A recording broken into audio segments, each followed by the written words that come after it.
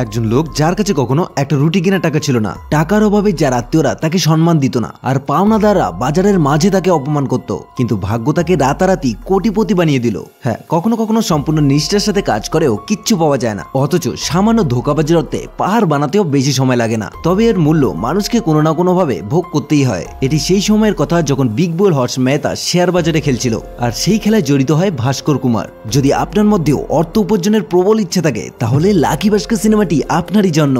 ভাস্কর সকালে হাঁটতে গিয়ে দুধ কিনে বাড়ি ফিরছিলেন, তখনই সিবিআই অফিসার লক্ষণ রাও ও তার দল তাকে আটকায় এবং ব্যাংকে নিয়ে যায়, কারণ ব্যাংকের তহবিল অপব্যবহার তার বিরুদ্ধে বেশ কয়েকটি গুরুত্বপূর্ণ অভিযোগ ছিল। সিবিআই এর কিছু সদস্য ইতিমধ্যে তাদের বাড়িতেও পৌঁছে গিয়েছিল। আজ যা ঘটে চলেছে তা শুরু হয়েছিল 1998 সালে। ভাস্কর যখন মুম্বাইয়ের মগধা ব্যাংকে ক্যাশিয়ার হিসেবে কাজ করতেন, এবং সে ছিল খুব হাসিখুশি একজন মানুষ।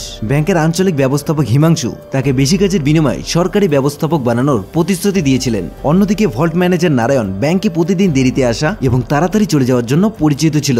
ব্যাংকের মূল সিদ্ধান্ত গ্রহণকারী ব্যক্তিরা ছিলেন জিএম বিনোদ এবং জিএম শ্রীকান্ত। ভাস্কর তার কর্মদক্ষতার জন্য টানা 3 বছর ব্যাংকের সেরা কর্মী হিসেবে নির্বাচিত হয়েছিলেন। তার স্বপ্ন ছিল ব্যাংক কর্তৃক বাজেয়াপ্ত একটি ফোন কেনার, কিন্তু তার কাছে টাকাই ছিল না। সে যে এলাকায় থাকতো সেখানে প্রায় প্রত্যেকের কাছ থেকে কিছু না কিছু ঋণ নিয়েছিল, এবং সবচেয়ে বেশি ঋণ ছিল পাটেল ভাইয়ের কাছে। পাটেল তাকে শেষবারের মতো সতর্ক করে ছেড়ে দেয়। ভাস্কর একটি পুরনো বাড়িতে থাকতো, তার ভাই ইঞ্জিনিয়ারিং করছিল আর ছোট বোন কলেজে যেত। তার মা আগেই মারা গিয়েছিলেন এবং বাবা প্রহ্লাদ কুমার একসময় একজন শীর্ষস্থানীয় চার্টেড অ্যাকাউন্টেন্ট ছিলেন, কিন্তু নতুন ব্যবসায় বন্ধুদের দ্বারা প্রতারিত হয়ে তিনি সব হারান। তারপর থেকেই তার মুখ বন্ধ হয়ে যায়। ভাস্করের একমাত্র ভরসা ছিল তার স্ত্রী সুমিতির উপর। তিনি ছিলেন রান্নায় দক্ষ, সাথে নিজের একটা ফুড বিজনেস খোলার স্বপ্ন দেখত। আর তাদের একমাত্র ছেলে ছিল কার্তিক। আজ সুমিতির ভাইয়ের ছেলের জন্মদিন, কিন্তু কাপড়ের অভাবে কার্তিককে বারবার একটি টি শার্ট পরে যেতে হয়। মন রাখতে তার মা বলে হিরো লাগছে এই টি শার্টটা পরে। এখন কাপড়ের পর সমস্যা ছিল উপহারের, কিন্তু টাকা কোথায়? তাই সুমিতি কার্তিকের একমাত্র খেলনাটিও উপহার হিসেবে দিয়ে দিল। ভাস্কর শ্বশুরবাড়িতে গেলেন, কিন্তু তার শালা তার খোঁজ খবর নেওয়া তো দূরের কথা, অন্য অতিথির আপ্যায়নে ব্যস্ত হয়ে পড়ল। রান্নাঘরে সুমিতির মা আলাদা ঝামেলা করছিল, কিন্তু সীমা অতিক্রম তখন হলো যখন সে বলল, তুই এখানে আয়, আমরা তো দ্বিতীয় বিয়ে দিয়ে দিব। রাগে ফুসতে ফুসতে সুমিতি বাইরে এলো আর দেখলো তার ভাবি কার্তিককে কেক দিতে অস্বীকার করছে। সুমিতি কার্তিককে প্লেট নামিয়ে রাখতে বলল, আর ভাস্করকে বলল, চলো আমরা এখান থেকে বেরিয়ে যাব। তারপর তারা না খেয়েই সেখান থেকে বেরিয়ে এলো। পথে একটা দোকানে থামলো বাটাটা পাও খাওয়ার জন্য, কিন্তু ভাস্করের কাছে মাত্র 2টো বাটাটা পাও কেনার টাকা ছিল। দোকানদার তার অবস্থা দেখে দয়া করে একটি বাটাটা পাও ফ্রিতে দিয়ে দিলেন। খুব খিদে পেয়েছে বলে ভাস্কর নিজের অংশটাও কার্তিককে দিয়ে দিলেন। এতে কার্তিক খুশি হলেও সুমিতি ভীষণ কষ্ট পেল তার পরিবারের এমন বৈষম্যমূলক আচরণ দেখে। সে বলল, আমাদের কাছে আজ টাকা নেই, তাই না আজ ভালোবাসা পেলাম না সম্মান। সুমিতি আর ভাস্কর কলেজ থেকেই একে অপরকে ভালোবাসতেন। পরিবারের আপত্তির পরেও সুমিতি ভাস্করকে বিয়ে করেছিল।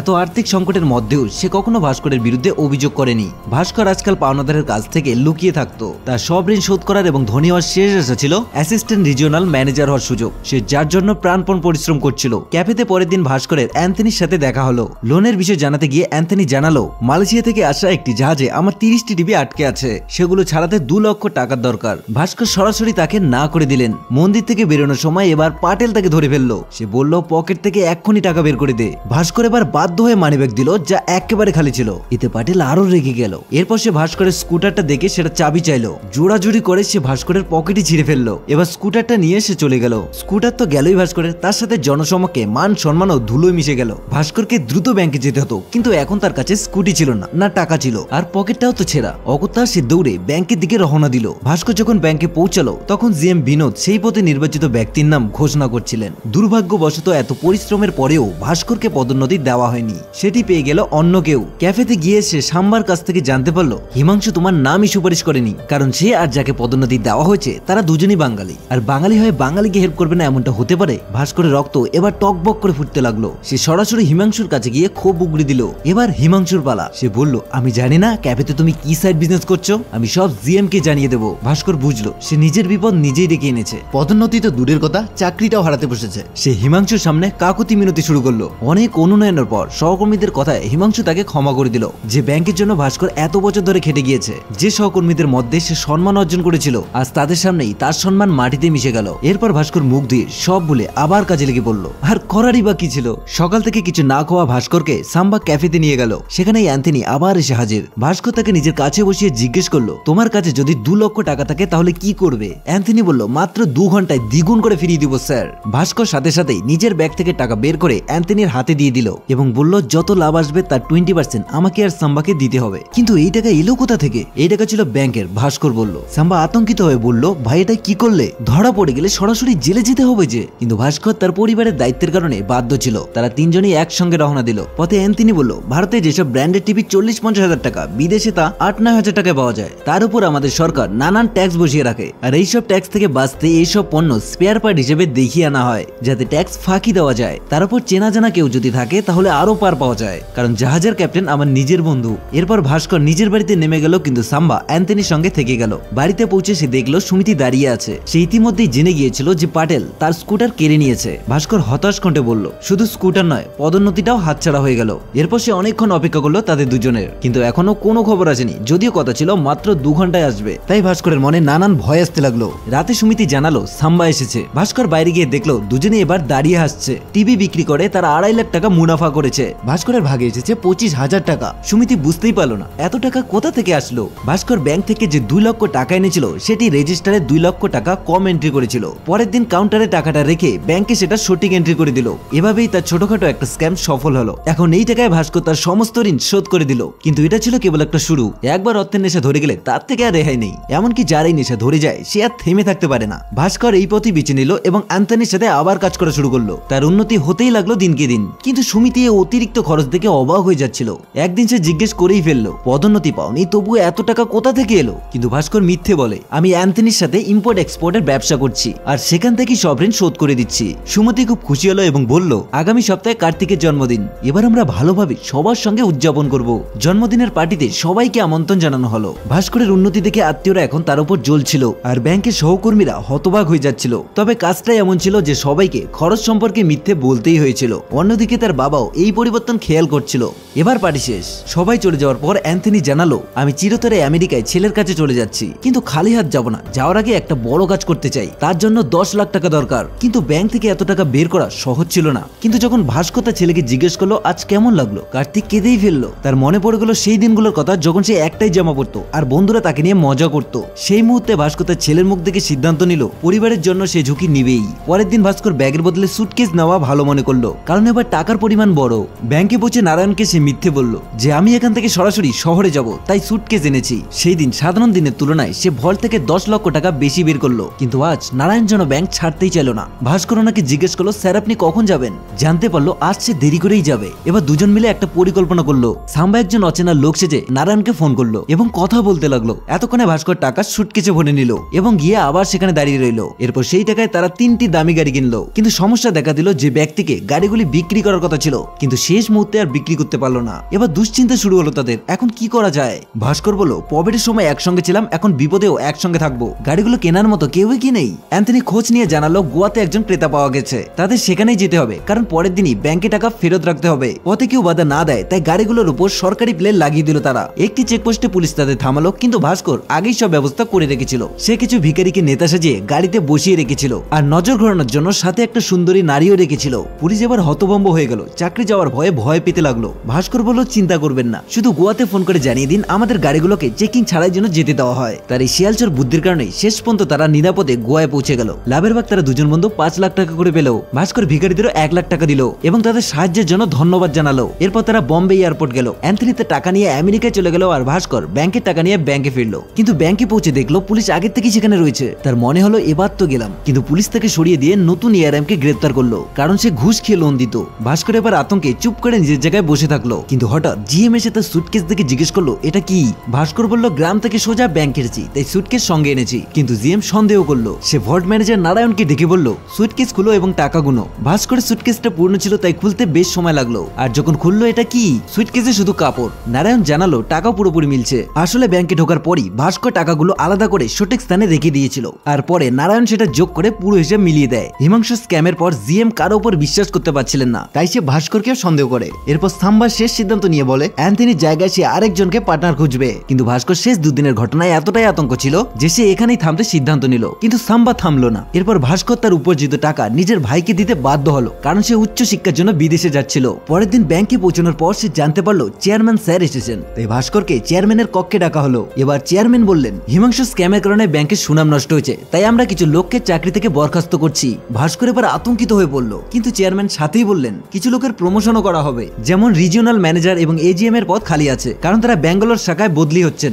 এই বলেই তিনি ভাস্করকে অভিনন্দন জানালেন, কারণ তুমি এখন মগধা ব্যাংক কোলাবা ব্রাঞ্চের নতুন এজিএম, তোমার বেতন হবে 19,500। এরপর চেয়ারম্যান হাসি মুখে জিজ্ঞাসা করলেন, তোমার কি আর কিছু লাগবে? ভাস্কর সঙ্গে সঙ্গেই বললেন, আমার পছন্দের গাড়িটা হলে ভালো হতো, এবং চাওয়া মাত্রই তার ইচ্ছে পূরণ হলো। সেই গাড়িতে চড়েই সে বাড়িতে গেল। বাড়ি গিয়ে সুমিতিকে সে সুখবর জানালো। খুশিতে সুমিতি ঝলমল করে উঠলো। কিন্তু এই সিনেমার আসল গল্পটা এখানেই শুরু হচ্ছে। ভাস্কর এজিএম হওয়ার পর চেয়ারম্যান তাকে একটা গুরুত্বপূর্ণ দায়িত্ব দিল। দায়িত্বটা ছিল হর্ষ মেহতার সঙ্গে ব্যাংকের লেনদেন পরিচালনা করা। যখন কোনো ব্যাংক অন্য ব্যাংকের কাছ থেকে লোন নেয়, তখন মাঝে একজন ব্রোকার থাকে। সেই ব্রোকারই হলো হর্ষ মেহরা। তার কোম্পানির নাম ছিল গ্রো হাই, এবং তার সহকারী সূর্য কাটারি ব্যাংক থেকে বিয়ার সংগ্রহ করত। এর ভিত্তিতে টাকা হর্ষের অ্যাকাউন্টে পাঠানো হতো, তারপর সেই টাকা কাটারি ব্যাংকে পাঠানো হতো। এতে হর্ষ একটা নির্দিষ্ট পরিমাণে কমিশন পেত। কিন্তু ভাস্করের একদিন হর্ষ মেহতার অ্যাকাউন্ট ডিটেলস দেখে তার সন্দেহ হলো। সে দেখলো মগধা ব্যাংক থেকে হর্ষের অ্যাকাউন্টে পাঠানো টাকা কাটারি ব্যাংকে যাচ্ছে না, বরং সেগুলো গ্রো হাই অ্যাকাউন্টে জমা হচ্ছে। এই স্ক্যামে তদন্ত করতে ভাস্কর কাটারি ব্যাংকে গেল, কিন্তু সেখানে গিয়ে দেখলো ব্যাংকটি আগেই বিক্রি হয়ে গেছে। এমনকি কাটারি ব্যাংকের জিএম বললেন হর্ষ ভাইয়ের সঙ্গে দেখা করে নিতে। সেখান থেকে ভাস্কর এবার বোম্বে স্টক এক্সচেঞ্জ গেলেন। এবার সেখানে সে বুঝতে পারলো হর্ষ এবং শেয়ার মার্কেটের বড় খেলা। প্রথমে হর্ষ কোনো কোম্পানির শেয়ার খুব কম দামে কিনে নিত, তারপর লোকজনকে ওই শেয়ার কেনার জন্য উৎসাহিত করত। যত বেশি মানুষ শেয়ার কিনতো তার মূল্য ততই বাড়তো। মূল্য বাড়ার পর হর্ষ সব শেয়ার বিক্রি করে দিত।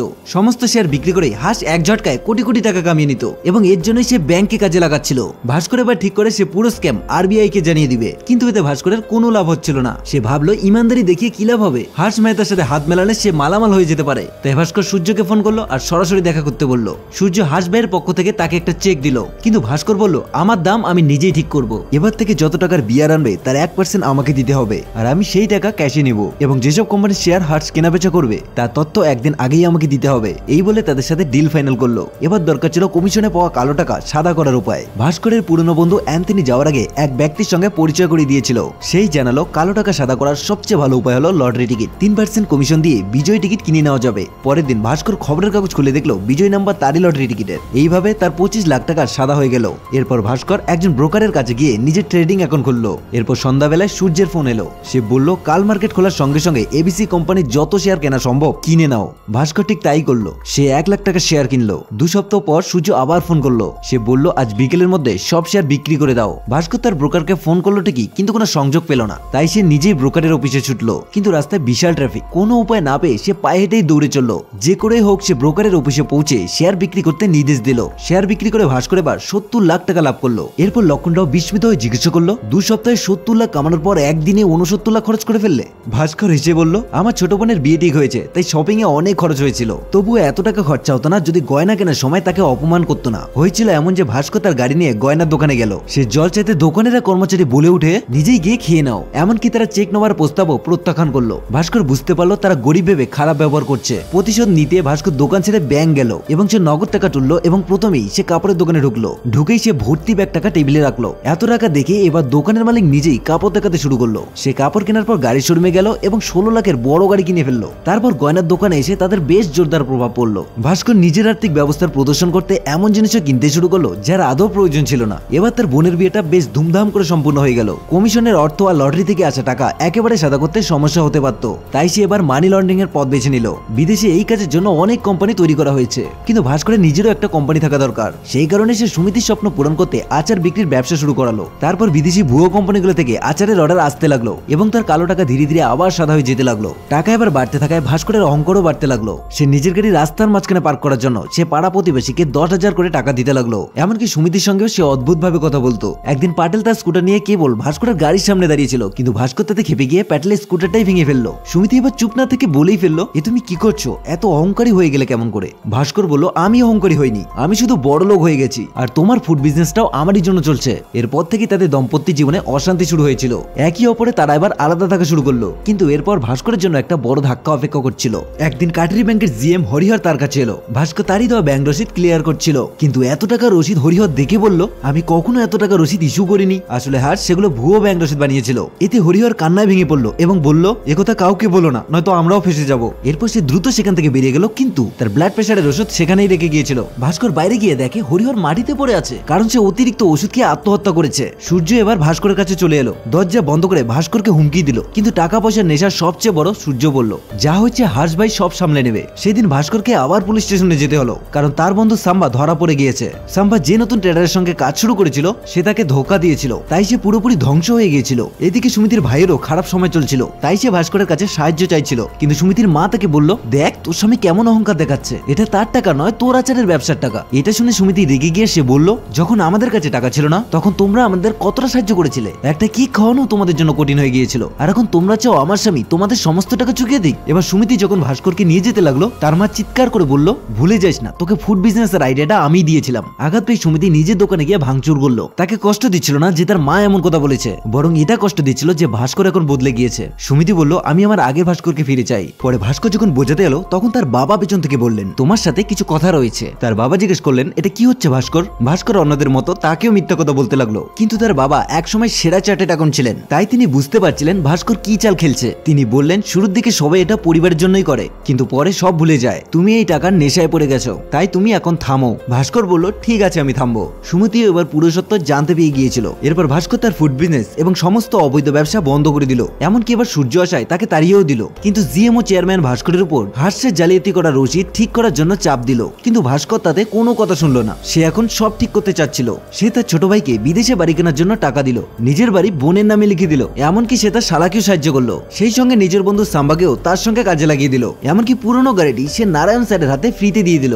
এবং পাটেলকেও নতুন একটা স্কুটার কিনে দিল। এভাবেই ধীরে ধীরে ভাস্কর সুমিতিকে রাজি করাতে সক্ষম হলো। পরের দিন জিএম বিনোদ এসে বলল সূর্যকে ব্যাংক রসিদ ক্লিয়ার করে দাও, কিন্তু ভাস্কর সরাসরি মুখের উপর না করে দিল। কিন্তু বিনোদ এবার তাকে হুমকি দিয়ে বলল, কিন্তু ভাস্কর কোনো কথা না বাড়িয়ে তার পদত্যাগ পত্র বের করে দিয়ে দিল। এরপর বাইরে গিয়ে সবার সামনে বলল যে ব্যাংক আমাকে এত কিছু দিয়েছে আমি তার সাথে প্রতারণা করতে পারবো না। কিন্তু তার পরের দিনই সিবিআই তাকে গ্রেফতার করলো। সিবিআই অফিসার লক্ষণরাও বলল আমরা এখনো কোনো ভুল পাইনি, কিন্তু যদি আমরা ইডিকে এই কেস দিয়ে দিই তাহলে তোমার সব অ্যাকাউন্ট ফ্রিজ হয়ে যাবে আর 1 টাকাও হাতে আসবে না, তারপর শুধু ইডির চক্করে ঘুরতে থাকবে। ভাস্করের এবার শীতেও ঘুম ছুটে গেল, কিন্তু বাঁচার আরেকটা উপায় ছিল, তাকে 1 কোটি টাকা গ্রোহাই কোম্পানির অ্যাকাউন্টে জমা করতে হতো। তখনই তার বুঝতে দেরি হয় না যে এই পুরো ষড়যন্ত্রের পেছনে চেয়ারম্যানই রয়েছে, কারণ তারা ভাস্করের টাকায় ব্যাংকের ক্ষতিপূরণ করতে চেয়েছিল। এবার চেয়ারম্যান ভাস্করের বুদ্ধির প্রশংসা করলো এবং স্বীকার করলো আমরা সবাই হার্ষের সঙ্গে জড়িত ছিলাম, সেই ভুয়ো ব্যাংক রসিদ আমরাই বানিয়েছিলাম। কিন্তু হার্ষ ক্রমাগত লোভী হয়ে উঠেছিল, কিন্তু আমরা ভাবিনি যে লাভের সঙ্গে ঝুঁকিরও ভাগিদারি হতে হবে। তুমি যখন স্ক্যামের কথা জানতে পারলে তখন নিজের সুবিধা বুঝে প্রথমে নিজেরই পকেট ভরছিলে, কিন্তু হরিহর মারা যাবার পর তুমি পুরো ব্যবস্থা ধ্বংস করে দিলে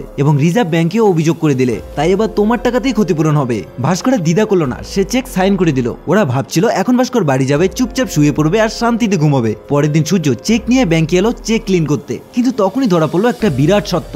ভাস্কর 10 দিন আগেই নিজের ব্যাংক অ্যাকাউন্ট বন্ধ করে সমস্ত টাকা বাড়িতে নিয়ে চলে গিয়েছে, কিন্তু ব্যাংকের কম্পিউটারে এখনো তার অ্যাকাউন্ট সচল দেখাচ্ছিল, কারণ তখন ওই ধরনের আপডেট হতে 1 মাস সময় লাগতো। অর্থাৎ চেয়ারম্যান সহ সবাই ফাঁস হয়ে গেল। এদিকে ভাস্কর তার পুরো পরিবার নিয়ে উদাও হয়ে গেল, কারণ তার বাবা আগেই তাকে দেশ ছাড়তে পরামর্শ দিয়েছিলেন, তাই তারা সবাই আমেরিকায় চলে গেল। এরপর রিজার্ভ ব্যাংক পুরো তদন্ত চালিয়ে হার্ষ এবং সমস্ত স্ক্যামারদের গ্রেপ্তার করলো। অন্যদিকে ভাস্কর আমেরিকায় বিরাট একটা হোটেল করলো এবং বিলাসবহুল জীবন শুরু করলো। সিনেমায় এই শিক্ষাই আমরা পাই যে টাকার লোভ ক্রমাগত বাড়তেই থাকে, কিন্তু কখন থামতে হবে সেটাই সবচেয়ে গুরুত্বপূর্ণ।